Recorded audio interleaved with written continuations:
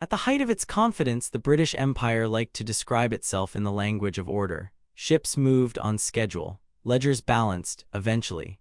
Tea arrived from China, revenue arrived from India, and the Royal Navy existed to make sure neither process was interrupted by local objections. In London, this could be mistaken for civilization itself, a global system of commerce, disciplined by contracts, insured by canon, and explained with that peculiarly imperial talent for turning appetite into principle. China, meanwhile, still looked to many Europeans like an ancient giant, vast, self-contained, difficult, and infuriatingly unwilling to buy what Britain wanted to sell. The old Canton system restricted trade, foreign merchants were confined, and silver flowed east in payment for tea, silk, and porcelain. For Britain, this was not merely an irritation, it was a problem of empire. Too much silver leaving, too few acceptable goods entering, too much dependence on a market Britain could not control. So the empire found its answer not in diplomacy, not in mutual exchange, but in narcotics cultivated in British India and smuggled into China at scale. Opium turned a trade deficit into a business model. It also turned millions of private compulsions into an imperial instrument.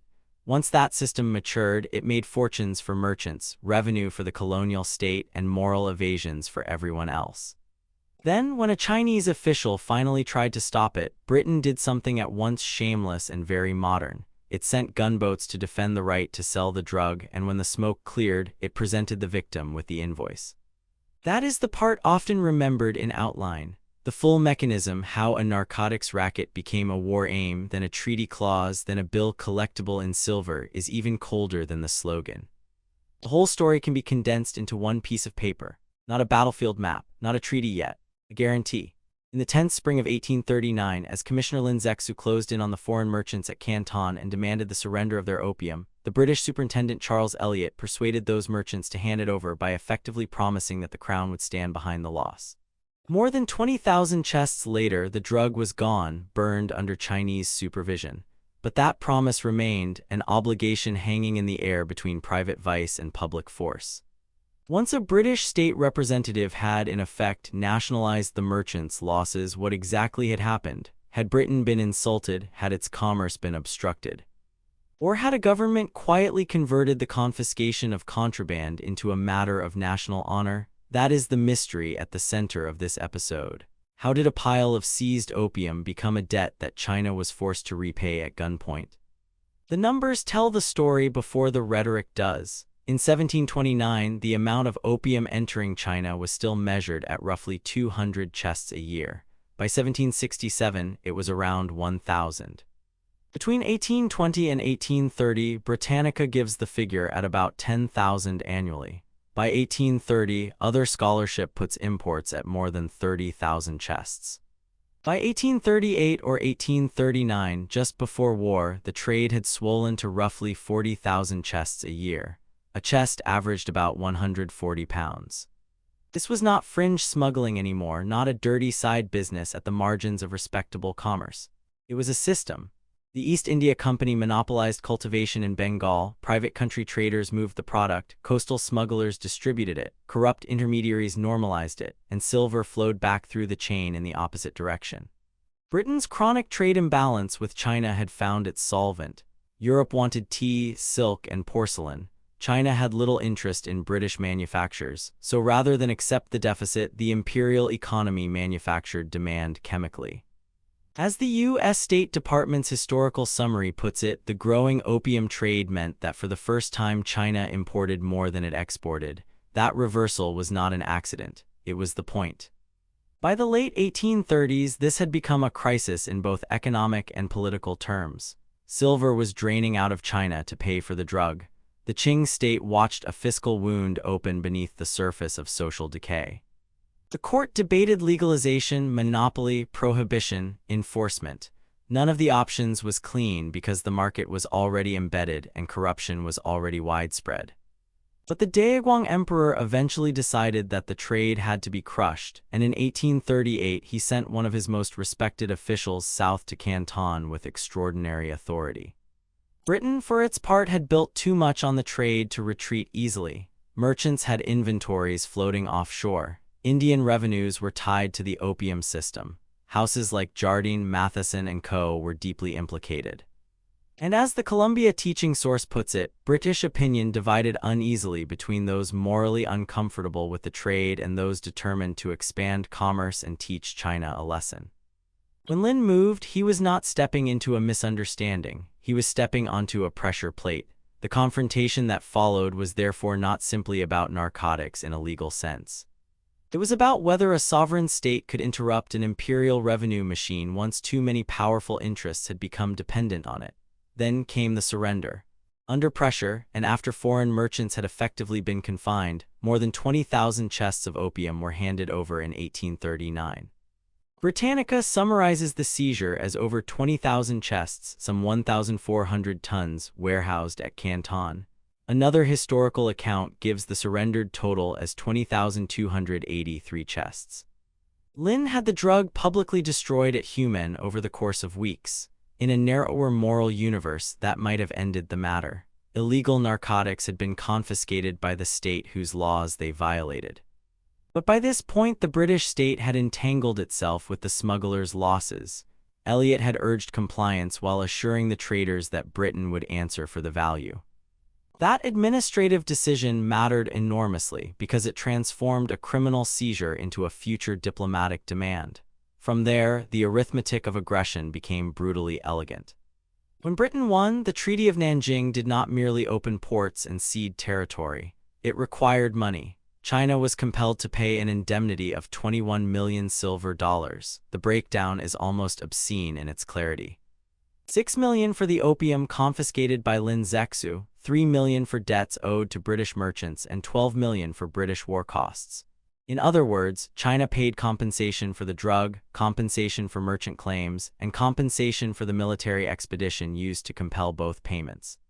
The victim purchased the narcotics, then financed the collection agency, and the treaty did not stop at money. Article 3 ceded Hong Kong Island to Britain to be possessed in perpetuity.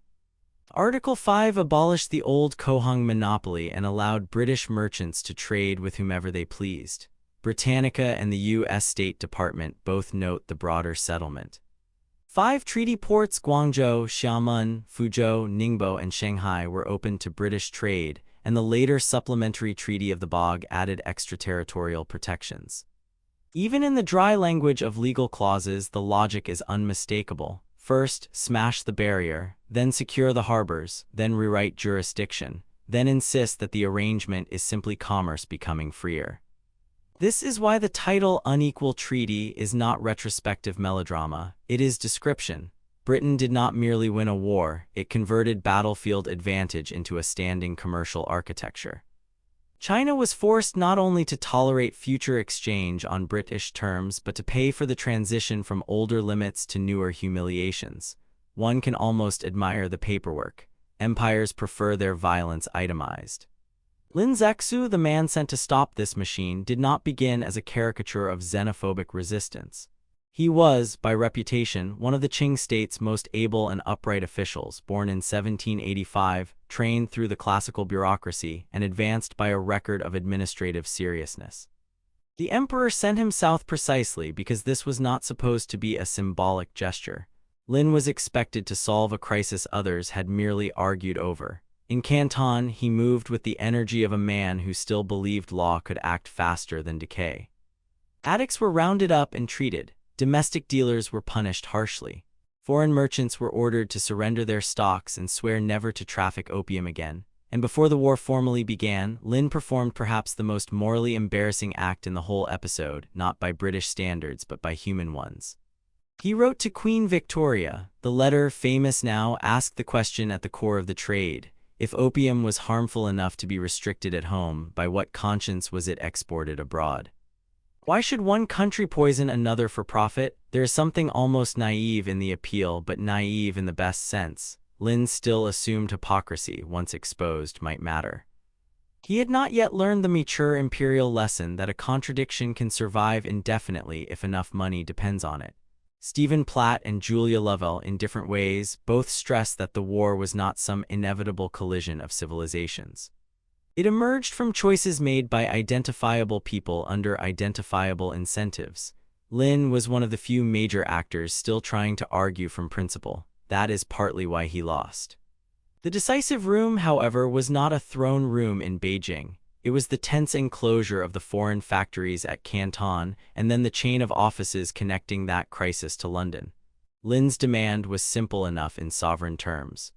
Surrender the opium, sign a bond, stop the trade. Elliot's position was more tangled. He refused to let British merchants submit directly to Chinese legal authority, yet he also knew their position was untenable. So he made the move that changed everything. He ordered the merchants to hand over their opium and pledged that the British government would stand good for the cost. In that moment, private contraband became a public liability. One can imagine the mood: merchants furious, frightened, calculating. Elliot trying to preserve British control over British subjects while avoiding immediate catastrophe.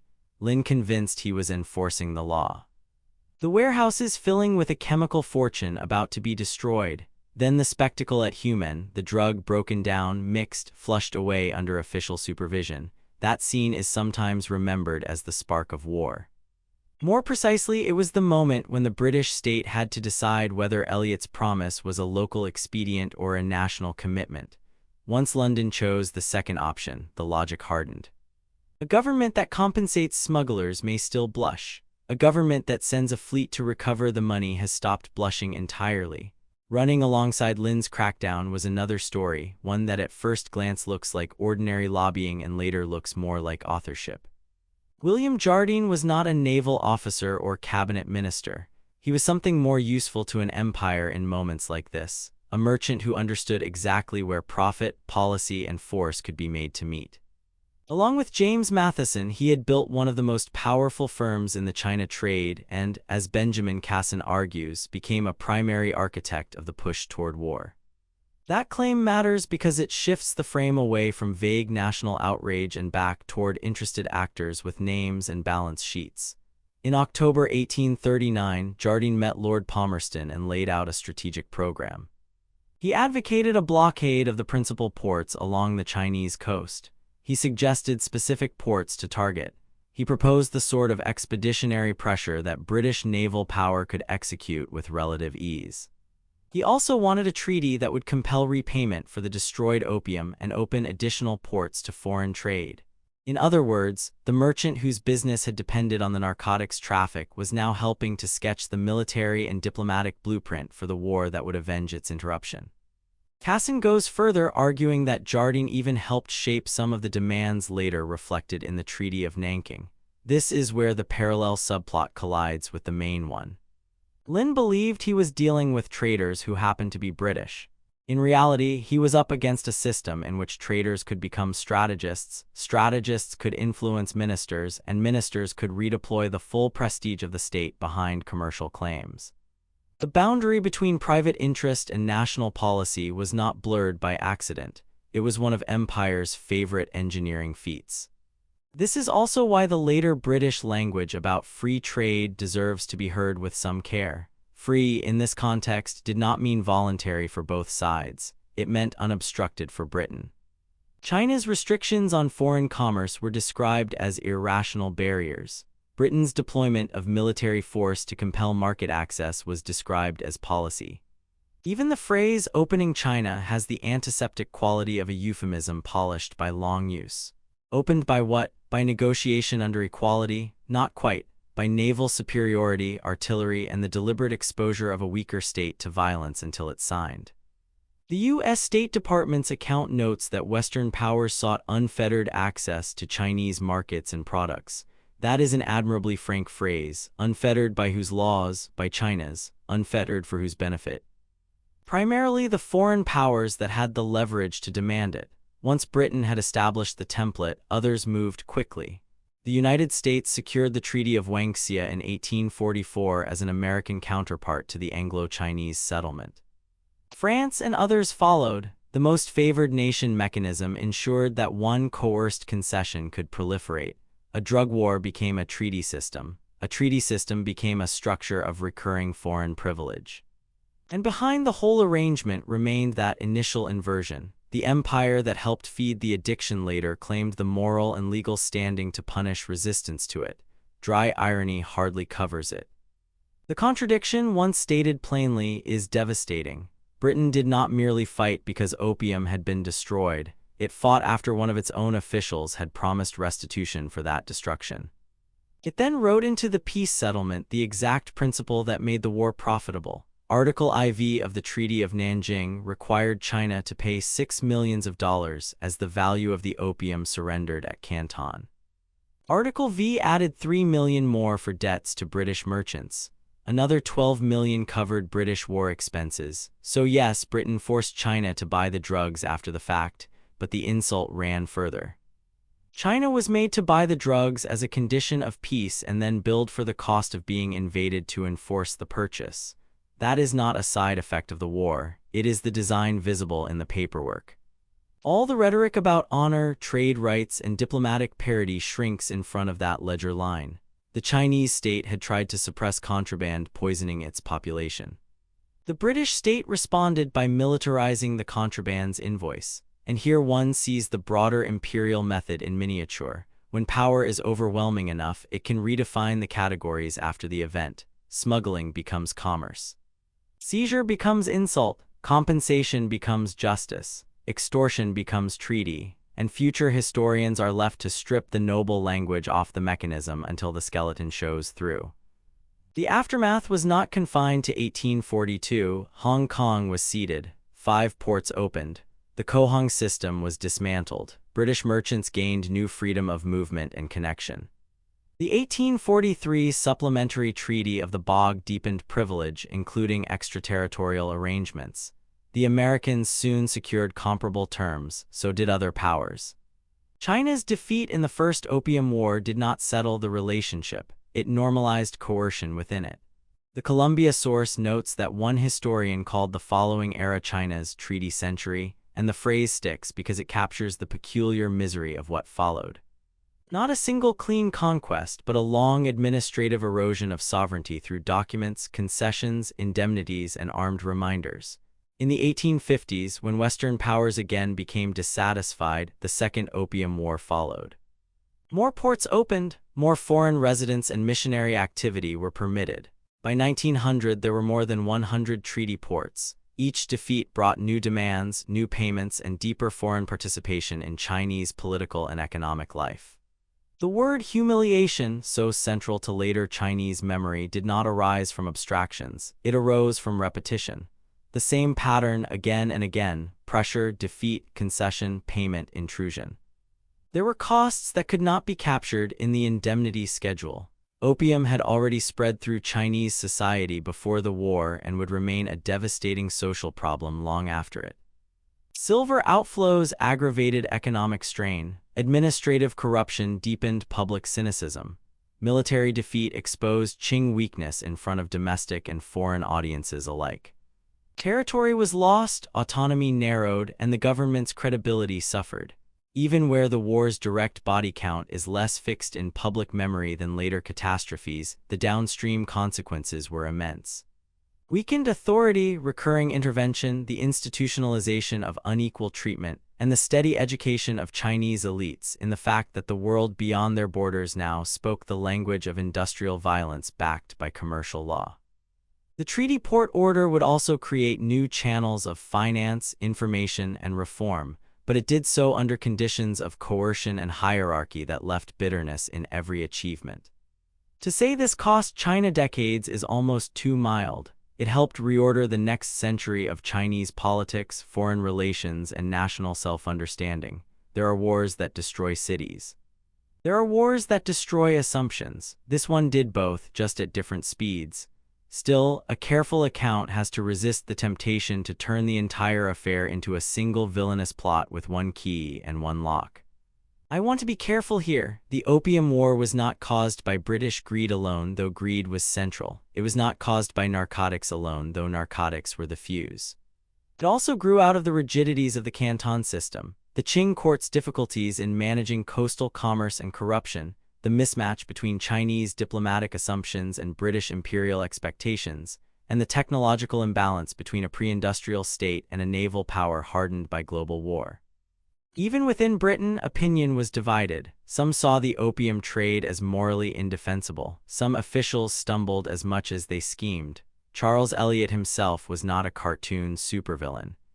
He was also an improviser trapped between merchants, Chinese officials, and a government that would later turn expedience into doctrine.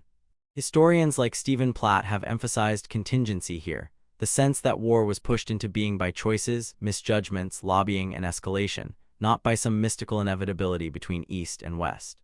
That nuance matters because it separates history from propaganda, but nuance should not become anesthesia. Complexity does not acquit the arrangement. It merely explains how so many intelligent people were able to participate in something plainly disgraceful while still calling themselves reasonable. And that may be the lasting lesson. Power rarely announces itself by saying, plainly, that it intends to profit from another society's weakness and punish any attempt at self-defense. Power prefers a cleaner script. It speaks of access, stability, rights, security, honor, the rules of trade. Then it places a ledger beneath the speech and waits for the weaker side to sign. What happened between Britain and China in the First Opium War is unsettling not because it is exotic or uniquely Victorian, but because it is so recognizable. A dependency is created, a profit stream forms around it, public authority becomes entangled with private interest. Resistance is reclassified as aggression, force arrives draped in legal language. Then, after the wreckage, the bill is presented with professional calm. That is not merely a story about the 19th century. It is a recurring temptation in every age that confuses market power with moral permission. Empires change flags, the mechanism survives. So when people ask what the Opium War really was, the shortest, honest answer is this. It was the moment an empire used military violence to defend a narcotics business and then institutionalized the result in treaty form. Not the only thing it was, but certainly that. If that seems too blunt, read the indemnity clauses again. 6 million for the opium, 3 million for merchant debts, 12 million for the war. There is a terrible purity to the sequence. If you felt that ledger line land, leave the word invoice in the comments because that is what this story was in the end. Imperial violence translated into paperwork. And if you want more histories where money, prestige, and human weakness collide behind the official language, stay with this channel. The archives are full of polite words. The trick is learning to hear the gunfire underneath them.